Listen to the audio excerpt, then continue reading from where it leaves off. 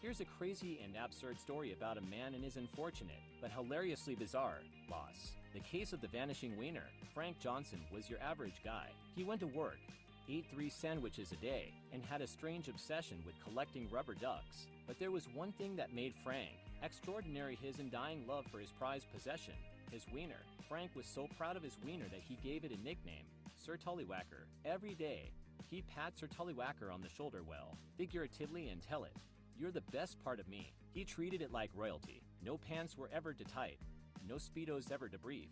It was Frank's pride and joy. But one fateful day, something went horribly wrong. It was a Tuesday like any other, and Frank was out at the grocery store trying to find the last bag of his favorite, chips sriracha flavored. Of course, as he bent over to grab the bag from the bottom shelf, he felt a sudden strange sensation, a vacuuming sensation, like something was being pulled away. He looked down in confusion. In the blink of an eye, poof, it was gone. Gone? Vanished. No trace of it. Not even a hint.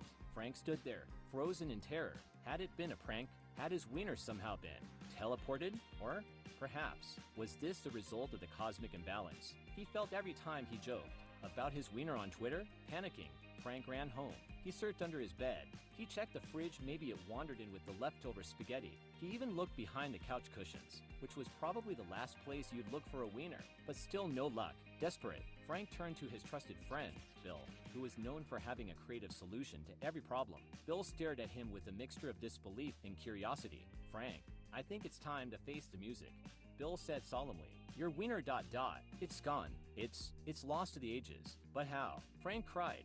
"What happened to it? Was there some kind of wiener thief on the loose?" Bill, ever the philosopher, shook his head. "No, Frank, I think you've been living with too much wiener ego for too long. The universe decided it was time for balance."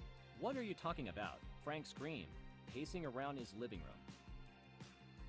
"You gave your wiener too much power, Frank. The universe wasn't going to let you go around like that, so it did what it had to do. It took it." Frank was crushed, but in the end, after some intense soul-searching, he realized that maybe he didn't need Sir Tullywacker to be a man. Maybe, just maybe, his true worth wasn't in his wiener, but in his ability to find a new one.